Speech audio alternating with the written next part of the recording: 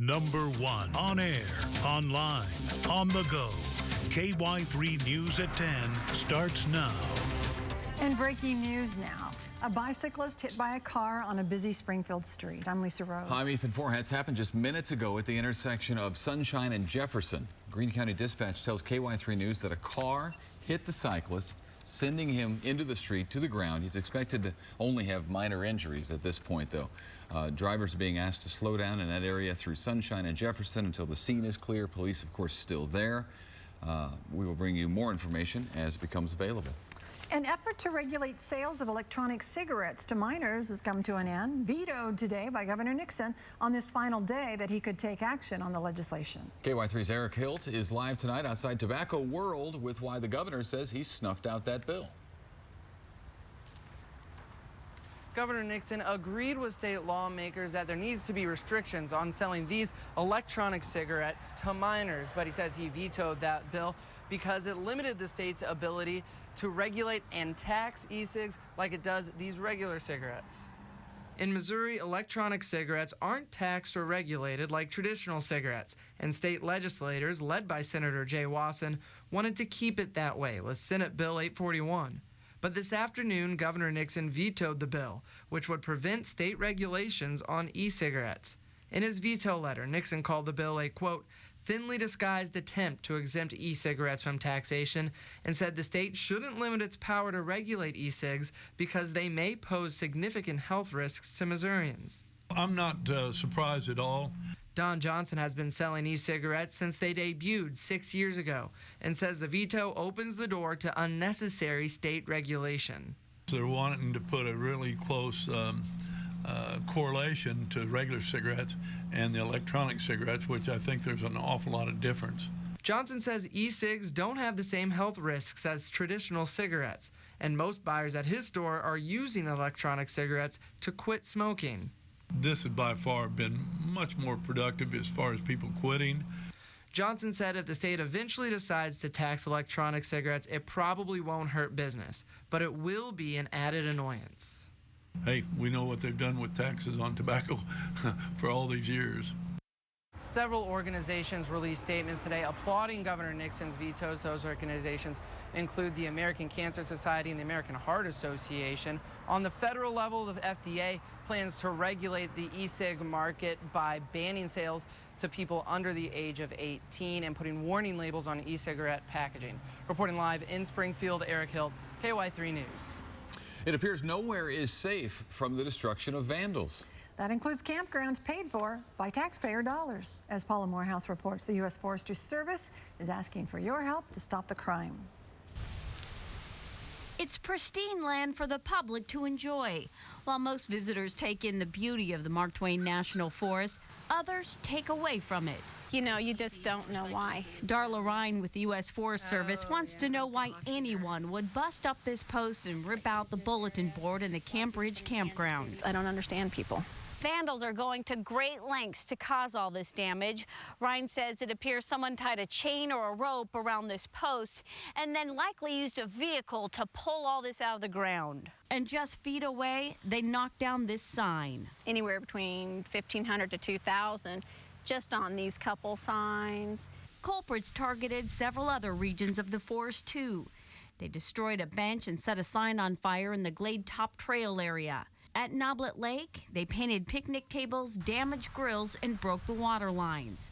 They also swiped the locking mechanism for the dam controls. The last time someone tampered with the locks, the 20-acre lake nearly drained dry. It hasn't come to that this time. Nevertheless, forest officials are fed up. When you look at one, it doesn't look like it's a lot, but putting all these together, it's a lot. Anyone with information on this vandalism should call the U.S. Forest Service at 417-683-4428. Reporting in Chadwick, Paula Morehouse, KY3 News. We have that number on KY3.com at the bottom of this story. Forestry officials say anyone caught vandalizing government property could face fines and be ordered to make restitution, including costs of employee salaries. to make the repairs.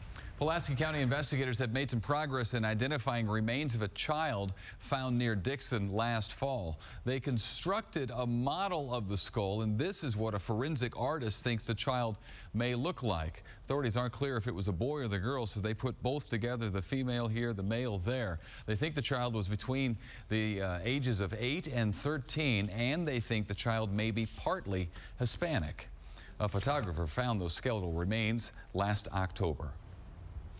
Tonight, police say the death of a child who fell from a downtown Springfield loft apartment window was a tragic accident, nothing more.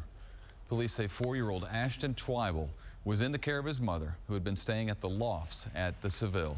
Ashton fell from the 3rd floor window. The screen from that window was found on the sidewalk below.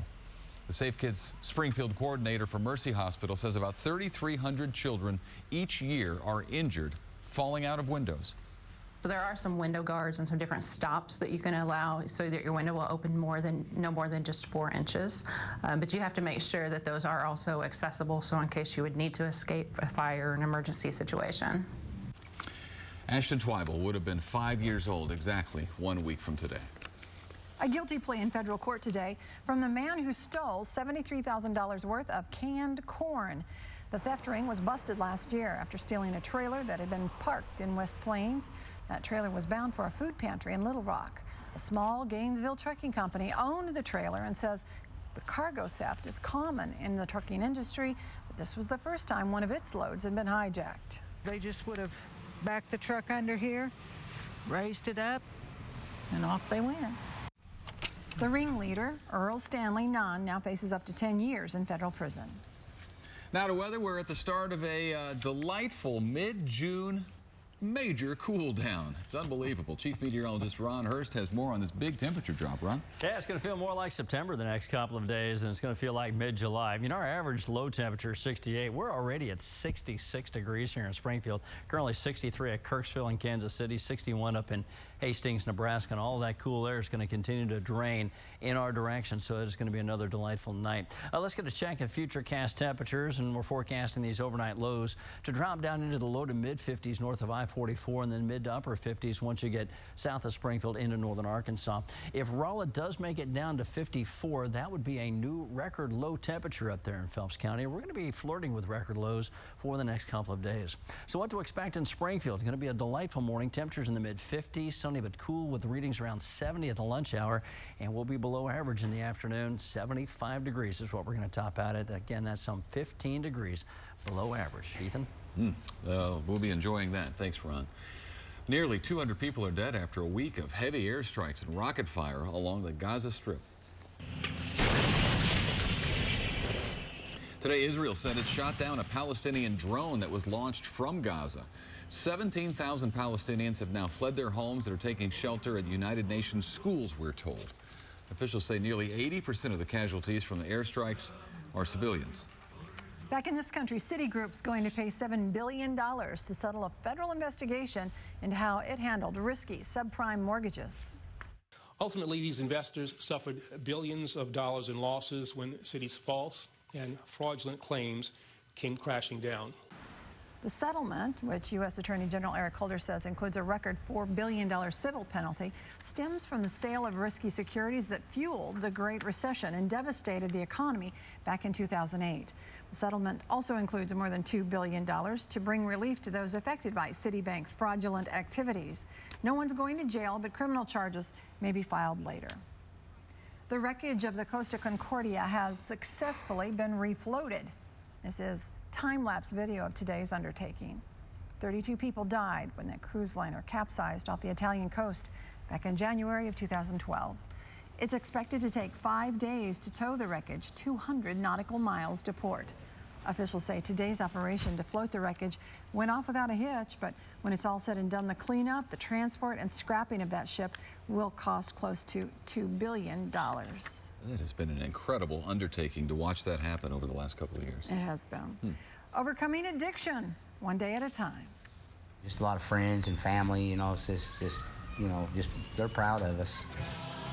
Up next, we check back in with a husband and wife who beat drug addiction. What life has been for them since they shared those dark secrets with the Ozarks. And then later, a daring dive where a man in a wingsuit took that flying leap to a waterfall. You're watching KY3 News at 10 with Lisa Rose, Ethan Forhetz, Storm Team meteorologist Ron Hurst, and sports with Chad Klein. The Ozarks' #1 newscast. Get your weather on the go with the KY3 Storm Team weather app. Type your zip code here for a dependable forecast for your hometown. The hourly tab gives you a precise hour-by-hour forecast to plan your day. You can pinpoint approaching storms yourself using our map feature found here, and know when they'll arrive using our future radar. Plus, scroll to our video tab to check out our latest video forecasts. The KY3 Storm Team weather app, sponsored by Marshfield Chevrolet. Live closed captioning is sponsored by AutoInjury.com and the law offices of Aaron Sachs & Associates, committed to community service. Of course, we know about the problem of meth addiction in the Ozarks. It's well documented. Just last spring, you may recall, we introduced you to a local husband and wife who overcame their addiction and turned their lives around. As KY3's Emily Wood shows us, Frank and Holly East were scared to share their story of addiction and recovery, but there have been a lot of positive changes for them since then. They wanted to tell their story of overcoming addiction to help others struggling with meth, but they didn't know what the reaction would be after sharing so many years of dark secrets in a televised interview. This is a day Frank and Holly East never could have imagined a few years ago, moving into their very own home. I knew that God had a different plan for me, plan for my life, and but I didn't know what that was or what it looked like. You know, I knew the things that I was doing was wrong, but I just couldn't stop. The now husband and wife and parents of 2 have a very different reality today than they did nearly 6 years ago, when both were penniless, jobless, and addicted to alcohol and meth. I just wondered if I was ever going to wake up the next day at some point, you know, or whether I even wanted to. And today I can't wait for the next day, you know. Frank and Holly first shared their story with us in April, explaining how they finally broke free from their addictions through a program called Celebrate Recovery. Opening up about the dark secrets from their past was terrifying, but they say it's allowed them to find new freedom. I no longer have the fear of what people judging me. They can take it or they can leave it, because I know who I am now. You know, the choices that we used to make and stuff like that, that doesn't define us. You know, I'm defined in who I am in Christ. Holly says that's why taking the chance and doing the interview with us was worth it to her. People have come up to the 2 individually on their jobs, at the store, and church, and thanked them for sharing their struggles. Even some who face addictions of their own say it gave them the courage to come forward. If you're not doing the drugs and alcohol, you know, or whatever the case may be, and you're putting, you know, one foot in front of the other one day at a time, you'll be able to see the positive things that are going on. Okay. A new beginning that this family considers a miracle. We've worked together to get this. It's just truly a blessing from God and part of our recovery. They really are an inspiration. They beat addiction at different times, but both Frank and Holly will celebrate 6 years of freedom from those addictions later this month. And like I said, so many people have come forward now to them and to the program that they were in to seek help. So that's really cool, and that's a payoff for them. Yeah. It's so brave of them to come forward and put themselves out there to help others. Well, yeah, because it's something that they shared with their recovery group, but that doesn't mean everyone in their lives knew their story. And about that recovery program, there are so many out there.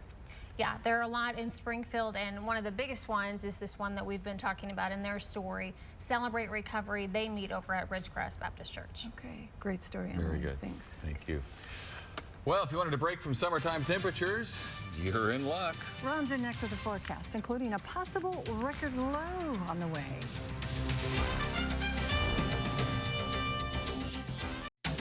Lake levels, brought to you by Dolly Parton's Dixie Stampede.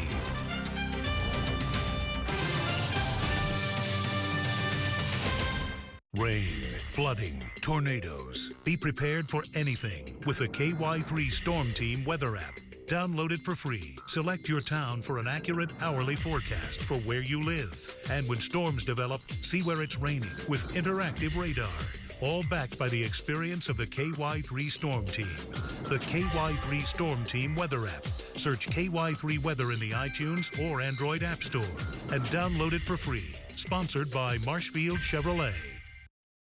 And now, your KY3 Storm Team forecast. Well, good evening, folks. This is one of those weather situations where you're probably asking, is this too good to be true? And the answer is it's true, and it's one of those things that I hope to not wake up from, at least anytime soon. Just enjoy the nice weather. Well, tonight, huge area of high pressure way up here in the Montana, North Dakota, Canadian border is causing cold air to just spill south into the northern plains, and that cold front has already pushed through the Ozarks. It's down into northern Arkansas, and that cooler air is just going to continue to drop into the central U.S. And in fact, a very unusual situation is going to happen. This cold front is going to go all the way down to the Gulf Coast and give places like New Orleans and Biloxi, Pascagoula, and Mobile, Alabama, a little breath of refreshing air here, and that's very unusual in the heart of July. Those fronts make it that far south. Now, this is a very deep, cold air mass and very unusual. In fact, some of these temperatures may be the coldest we've seen since 1967. As you can see, a number of our communities have records that were set back in 67. The only one not doing that is West Plains in 90. These are the current record temperatures on the books for tomorrow. The one that I think is in jeopardy is probably Raleigh at 55 degrees. We're projecting them to go much colder than that tonight, so we'll see if that holds true tomorrow morning. Let's check out Futurecast. We'll keep an eye on Raleigh. Notice how the temperatures will eventually drop down into the low to mid 50s, so that could be a new record low temperature for Phelps County. Not so much in Springfield. We'll miss it by a little bit. We'll also miss it down into northern Arkansas, as temperatures there are projected to get down into the mid to upper 50s. Now, as far as high temperatures go, we'll get everybody back into the low 70s by noon, or most everybody, and then in the afternoon we'll add 3 or 4 degrees to that. I think this is pretty much in the ballpark of what you can expect. Again, very unusual for mid-July to have weather this cool. Here's where we stand right now. 66 degrees Camdenton, Springfield. Humansville's already down to 63, a pair of 65s from Salem and Rolla. And we'll check down in northern Arkansas where temperatures are still in the low to mid 70s, so cool air still has to drain down there. We're checking out Lebanon tonight on our camera there on Commercial Street, and things are pretty quiet there tonight. 66 and clear here in Springfield. Humidity 75%. The wind is starting to lighten up from the northwest, and that is going to be really key as to whether or not we make it all the way down into the low 50s. That 66 is our current low temperature. 86 was our high, but today we celebrate the all-time record heat in Springfield at 113, set back in 1954. So to be 75 tomorrow is a real pleasant gift from Mother Nature. All right, let's check out your temperature trend. If you have something planned for tomorrow, it's going to be delightful all day long. We'll start in the 50s. We'll wind up in the low 70s. So, do yourself a favor. Open up the house, kind of let things air out, allow that fresh, cool air to move in. I want to show you one other thing before we leave. As we take a look at our satellite picture, here's the cold front. Notice how it continues to press south. We're not looking at any rain here, but there is something way out here in northern Idaho. This little weather feature right in there. I want you to keep an eye on that the next couple of days. That's going to drop in our direction, and by Thursday could be bringing some showers, especially to northwestern Arkansas. And if those showers do occur, it'll be a cold rain. Midway is our pick city tonight. 60 in the morning, 75 in the afternoon. Great day to have lunch outdoors. So our forecast then for tonight: fair skies, overnight lows 55 to 58. Tomorrow, plenty of sunshine, highs in the mid to upper 70s. That's right, I said mid to upper 70s. And then here's a look at our 7-day forecast. Near record cold again. On Wednesday morning, we'll get to 53, and the warmth finally returns this weekend. Sunday, we'll get you back to around 88, but enjoy it in the meantime. Oh, we will, Ron. Thanks. Well, we're going to tell you about not an ordinary traffic jam. Yeah, you could say that, where thousands of scooters flood busy highways on a daily basis. Look at that.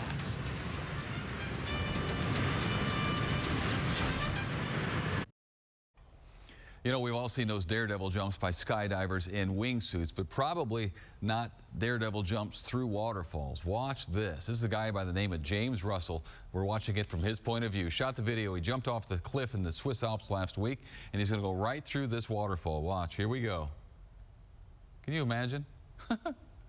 They get more and more daring. It really is incredible. We'll see it again here in slow motion as we go through. He was able to pull his chute once he got through here, pull the chute, and then land just a little wet, land safely down there on the valley floor, and then promptly uploaded this video to go along with his others on YouTube. Good stuff.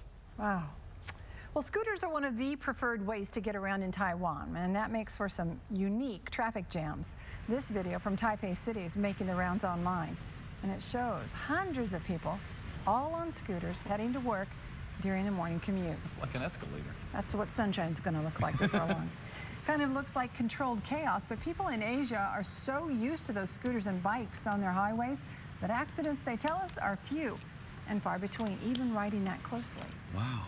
EMS ride scared me. Yeah, it's like the EMS ride. It's pretty wide open, isn't it? Yeah. That was close enough for you. I gotcha. So you think you know sports trivia, do you? What the Ozone is preparing for the Ozark Empire Fair and how you can get involved and test your trivia knowledge. Plus, we'll hear from the Cardinals' Adam Wainwright on starting the All-Star game, starting in it, and what the Ace has to say about making that big start.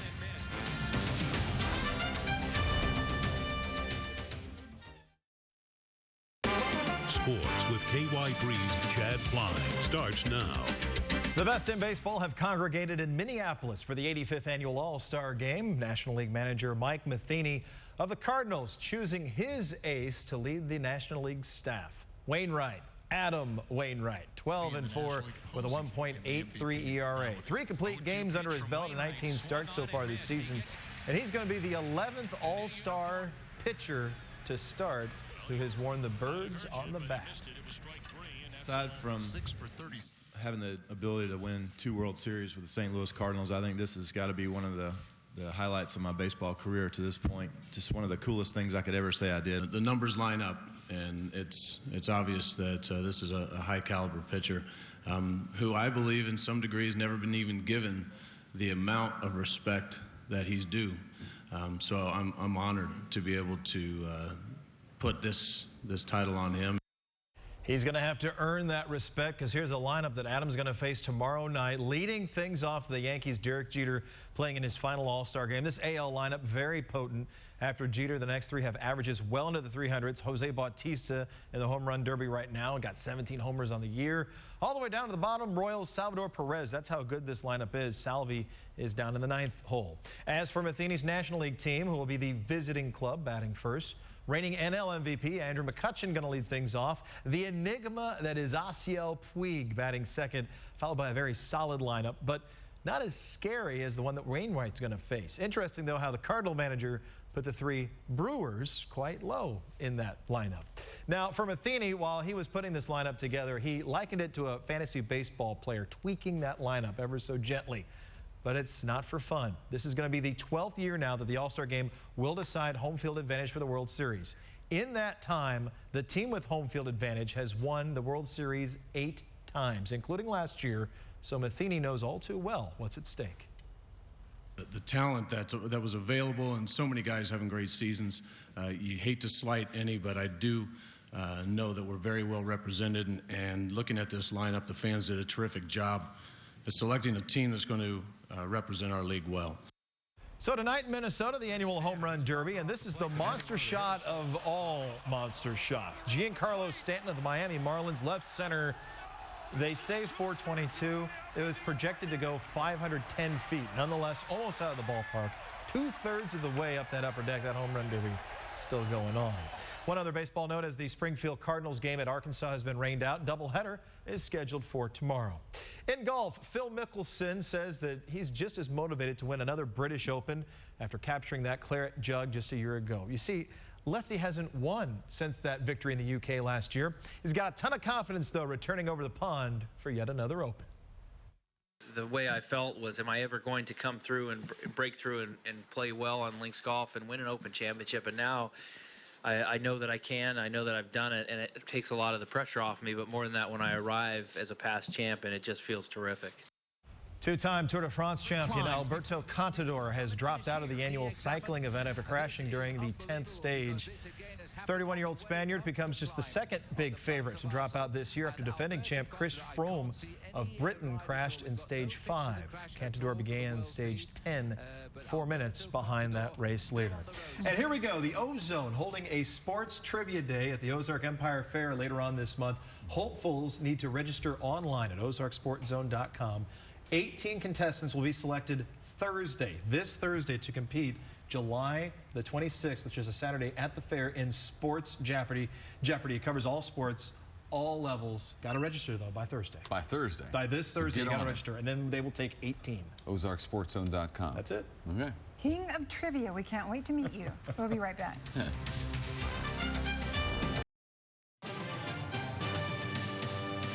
And now here's a look at tonight's winning lottery numbers.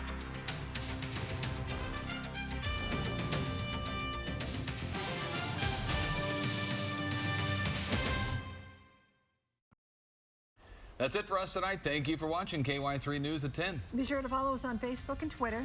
Join the Ozarks Today crew at 5 a.m. and we'll be right back here tomorrow. Hope to see you then. We will, won't we? Yes.